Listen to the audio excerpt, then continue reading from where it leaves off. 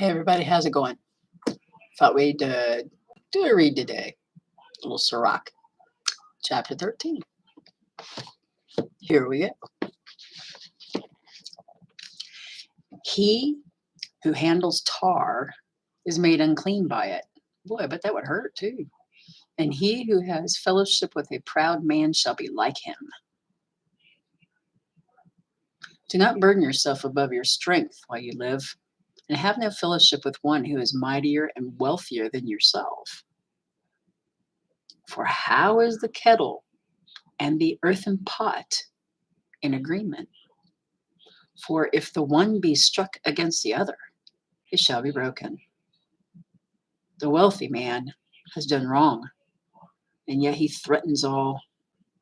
The poor is wronged, and he must also plead. If you profit him, he shall use you. But if you have not, he shall forsake you. If you possess whatever, he shall live with you. He shall also leave you naked, and shall not be sorry for it. If he has need of you, he shall deceive you, and smile at you, and have you in expectancy. He shall speak smooth words to you, and say, "What do you need?" And he shall shame you with his delicacies until he has drained you dry. 2 or 3 times. And in the end, he shall mock you afterward. When he sees you, he shall forsake you and shake his head at you. Beware that you are not deceived and brought down in your rejoicing. If you are invited by a mighty man, withdraw yourself, and he shall invite you so much more. Do not push yourself on him, lest you be turned away. Do not stand far off, lest you be forgotten. Do not be eager to be equal to him in speech, and do not believe his many words. Excuse me. For with much talk he shall persuade you, and smiling at you shall draw out your secrets. But cruelty he shall lay up your words. But cruelly he shall lay up your words, and not spare to do you harm and deliver you up. Observe and be on your guard, for you walk in danger of being overthrown. When you hear these, awake from your sleep. Love Yahweh all your life, and call upon him for your deliverance. Every beast loves its kind, and every man loves his neighbor. All flesh associates according to his kind. And a man shall cling to those like himself. What fellowship has the wolf with the lamb? So the sinner with the righteous. What agreement is there between the hyena and the dog? And what peace between the wealthy and the poor?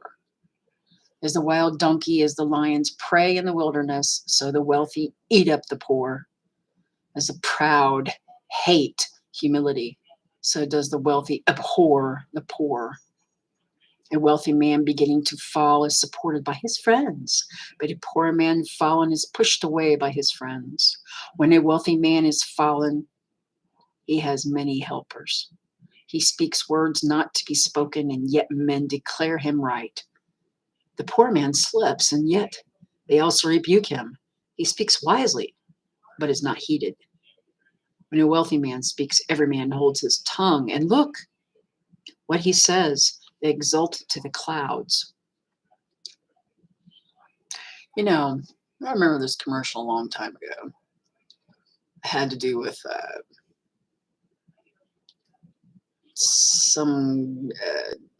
I can't even remember exactly who it was, but something about when such and such speaks, everybody listens. And I think it was a financial thing. Can't remember what it was exactly, but it's kind of stuck in there. Anyway.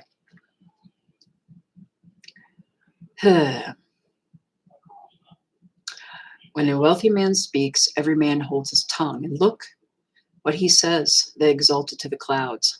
But if the poor man speaks, They say, "What fellow is this?" And if he stumbles, they shall help to overthrow him. Wealth is good to he who has no sin, and poverty is evil in the mouth of the wicked. The heart of a man changes his face, whether it be for good or evil, and a glad heart makes a good face. A glad heart makes a good face. A good face is a sign of a heart that is good, and the searching out of parables is a wearisome labor of the mind.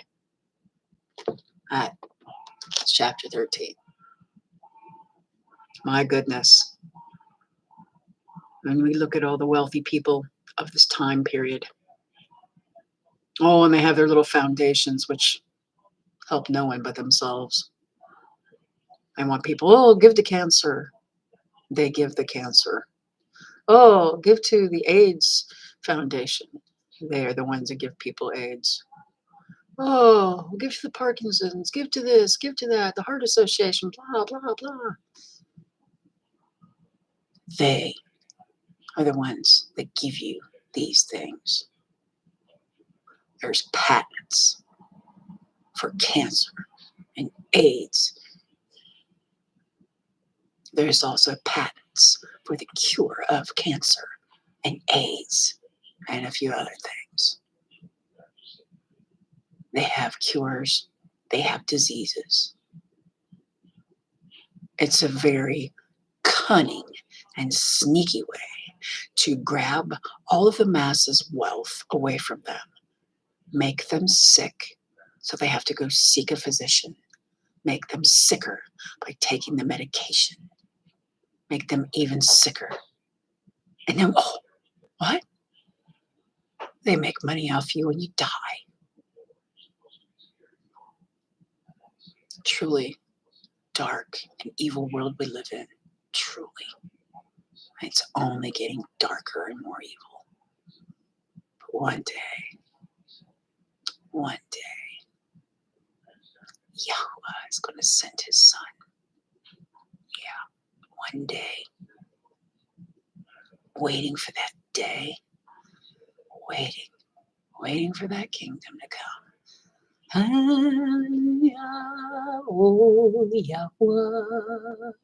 Yeah. Sorry, kind of broke out song a little. Well, take care of yourselves. And I'll see you at the next reading. I can't find my mouse thing. There it is. Take care of yourselves. Shalom.